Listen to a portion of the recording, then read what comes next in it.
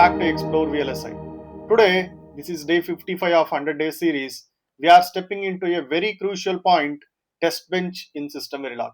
We need to understand the test bench architecture first. What are all the components present in a System Verilog test bench? How it is different from Verilog test bench, and the classes what we have in System Verilog, how they are going to contribute in driving the signals to DUT in verification.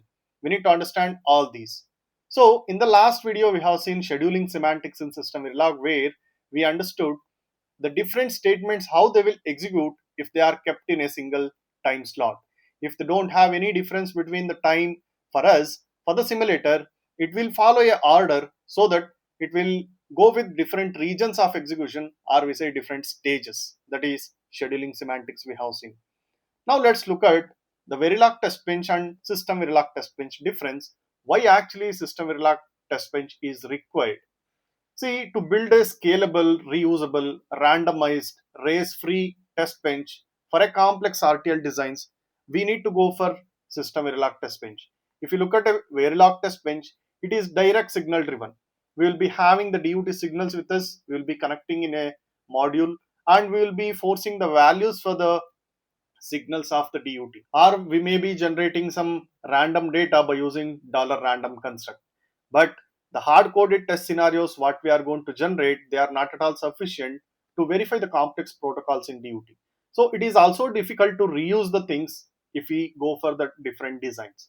So System Verilog provides a real-world behavior of the test bench, how actually the data need to be driven for the DUT, how we analyzed in a real manner. In the same way we can schedule it here.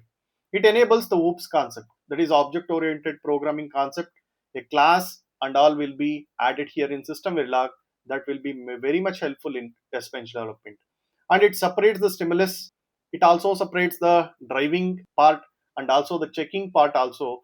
There is separate blocks for. So System Verilog test bench supports constraint random verification as well. These are all the advantages we have in System Verilog compared to Verilog test bench. Let's get in and see what exactly the System Verilog test bench look like. What are all the mandatory components we need to have? Here you can observe, this is the beautiful diagram. Give us a clear-cut idea how actually a System Verilog test bench look like. Here we have test bench top, we call it as TB top. This has a test class, it has an interface, it has DUT. Means at the top level we will be having a System Verilog module that will instantiate test class and then interface and also DUT.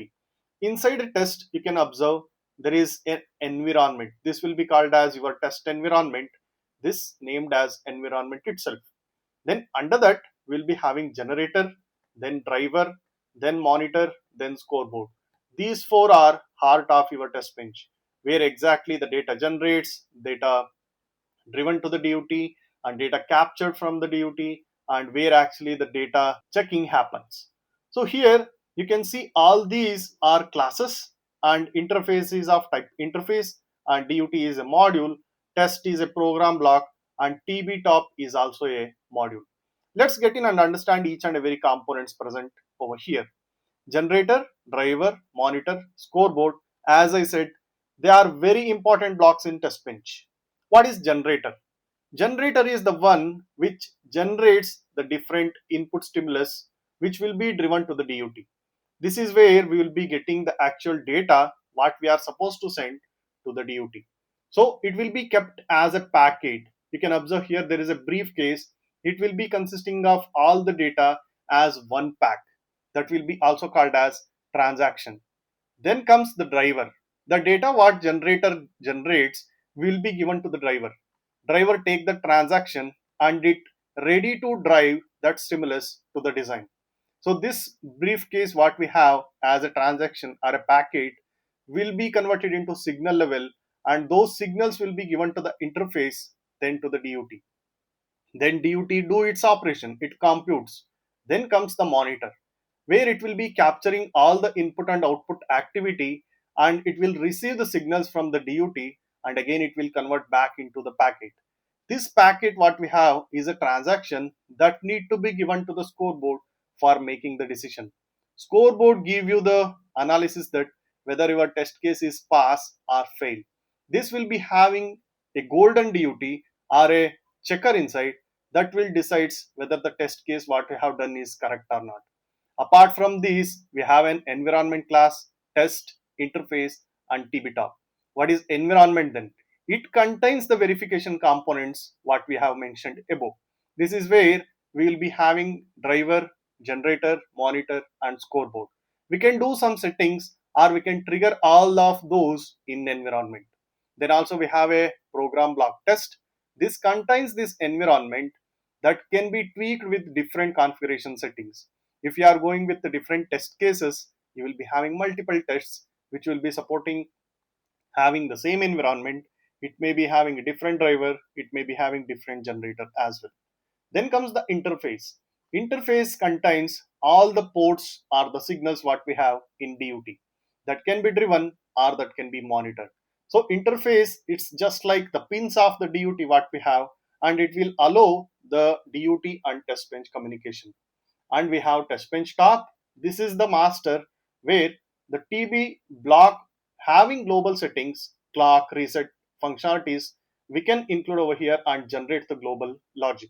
This is about the testbench components what we have in System Verilog. How actually they communicate we need to understand. Here is the communication diagram. What generator does, it will generate the data as a packet. Then it should be sent to the driver. As the arrow mark says here, directly we need to send it to the driver. The communication mechanism what we use here is there is a concept of mailbox where this transaction will be taken into. So there is a mailbox defined in the environment that will be used by the generator and also by the driver. So generator send the transaction to the mailbox and the driver receive that transaction from the mailbox which is declared in the environment. They both use the same mailbox which will be declared in the environment. Then comes the driver. This will convert the information to signal level and send it to DUT. DUT take its time for computation and generates the output in the signal level.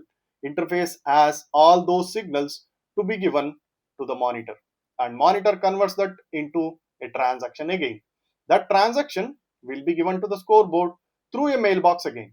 Here generator and driver and monitor and scoreboard communicates through the mailbox. Those two mailboxes will be declared in the environment and we will be having an access of those in generator driver and monitor and scoreboard. This is the clear cut picture showing how actually the data flows in the test bench of System Verilog and what are all the basic functionality of each and every component. This is the basic structure and the basic flow which I have shown. We need to understand this by coding ourselves by taking an example of DUT. We need to understand what is interface and what are all the extra things we can add in interface, and also let us understand the complete System Verilog test bench code from here onwards. This is all about this video. In the next video, we'll see these concepts. Thank you.